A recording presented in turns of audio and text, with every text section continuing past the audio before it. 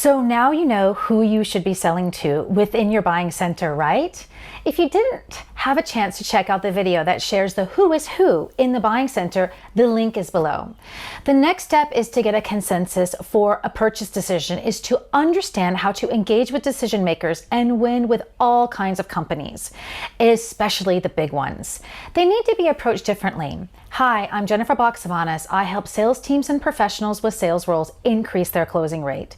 And today I'm going to share with you a few actions to get you going. And in my next video, I will be covering the rest. These actions will help you improve your chances in not only getting your foot in the door, but winning business at big companies. Since larger companies are more complex in their structure, decision-making is also more complex. So it's a good idea to pause and think and ask yourself, how should I approach them? How is this different than what I'm used to? What would make a difference? Knowing the right contact is simply not enough, but what you do to reach them makes the big difference. So where to begin? Actually, there is no fixed order of what I'm about to share. Sometimes one action will clearly follow the other, and other times you may need do one or more of these actions at the same time. What is important is embracing the action when it makes sense in your journey. These actions I will share today to win with big companies are: you must make a list, find a way to open doors, and network internally. The rest of the actions I will share in my next video. So let's dive a little deeper into these key actions that I know will help you. Action number 1 is to make a list.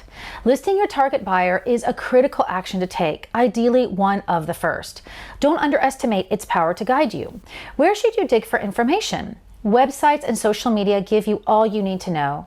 Start by finding out names, titles, and business information that you can begin to work with. Keep in mind your aim is to investigate, not just collect. This research is 100 times better than attending a networking event.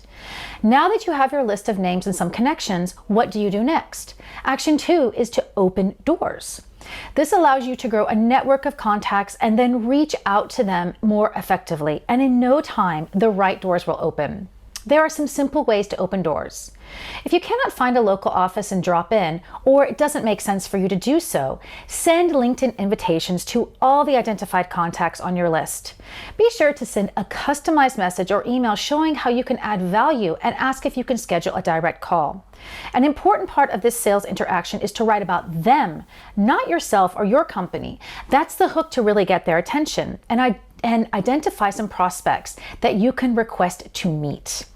Seems simple, right? Not always. You'll see everyone will not always respond the way that you hope, but keep the faith. Even if more junior people accept to meet you, that is an in. Use those meetings to work your way up the ladder by adapting your approach and grow your network, and pretty soon you'll get results. A tip? You never know when someone might be of use or help, so don't be quick to dismiss people in junior positions. Congrats on opening those doors. But how do you take this to the next level? Networking internally and following up diligently is a third action to focus on. Your objective now should be about creating alliances, and in order to do this well, you need to connect with your network on a deeper level. Get to know them better and let them get to know you. As you learned in my last video, understanding who is important. Use that guide to influence each type to share more information with you about the buying decision and relevant people involved. Step up your game and use your charm. So what are the ways to do this well? 1, arrange a meeting or call. 2, break the ice with common interests. 3, gear your face-to-face meeting or virtual meeting towards gathering a deeper insight on who is who and how decisions are made, and most importantly, influencing your contact to help you schedule meetings with decision makers. 4, spend more time to build more trust. Trust is formed when you are spending quality time with people. In the business world, that means adding value and leading insightful conversations. 5, visualize meetings as if they were mini sales pitches. Each meeting can be treated as a way to gain insights and find out the next contact to be introduced to. Focus on moving up. Your purpose is to ultimately reach the decision maker with as many alliances as possible. You can take all this information and create a stakeholder map per company you target. That stakeholder map shows who the major decision makers are and influences are from all the information that you have. Why is this important? Well, it allows you to better organize and modify what you have so far.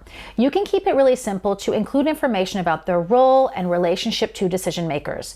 This map is made to simplify your business moves, so just focus on the most important parts to help you drive your sales process towards success. Stakeholder maps are such a valuable tool. Treat them with love. So are you relieved to know how simple it is to succeed? Leave me a comment below on what you think your next step is. So far, I've given you the first few actions to impress big businesses. Start trying them out and see the difference. Next time, I'll be sharing the last few actions to take to help you win over the toughest businesses and the biggest businesses at the final stage when you're seeing the decision makers. Stay tuned. If you enjoyed this video, head over to my blog where I've got some more thoughts, tips, and tricks on how to boost your sales. I've included a link in the description below. Thank you. I'm Jennifer Baxavanis. Stay strong and happy selling.